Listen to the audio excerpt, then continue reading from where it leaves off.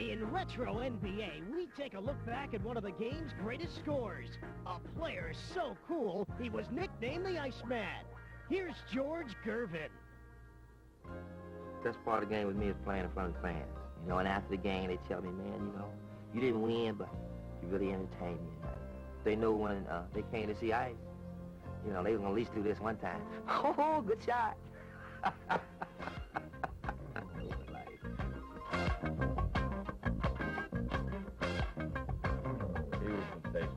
Gervin was in New York instead of San Antonio. They wouldn't know of any other basketball player that ever came out of New York. Could do more things and had a personality that was just terrific to go along with the game.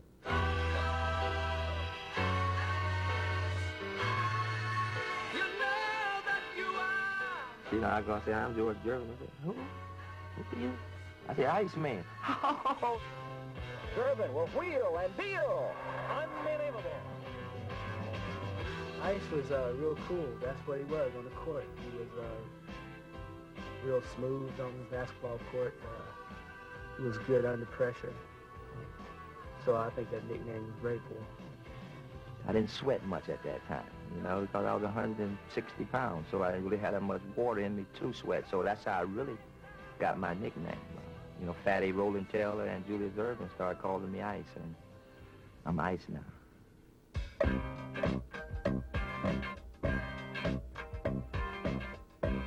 I think I had a shot for all occasions. This guy stands out there and shoots, you know, three-point shots like they're layups. And he shoots layups differently than anybody else. Like he could finger roll from almost anywhere from 15 feet in it. He could just flip that thing and just real soft. You wanted to have some fun. It was after practice when we were standing around just messing around. The Iceman would be behind the basket, flipping things up, finger rolls from the corner behind the basket, swish. The guy was amazing. You know, I just think that was just a great shot for me.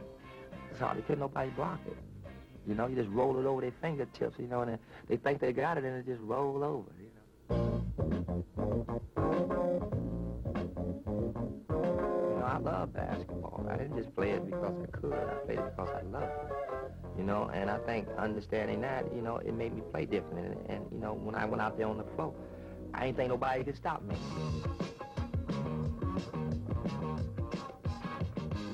I go back to Detroit, and believe it or not, the guys that I was playing with in high school was still playing. So these guys followed me my whole career. Now my career's over. Now they're saying, come on back in the city, and we got something for you. And I'm saying, like, no, you don't. Not no industrial ball player. You ain't got nothing for me. The game is still alive, you know. I can still play. They just won't pay me. That's our show for this week. Remember, you can send us your questions or comments at the league's website, nba.com. See you next time.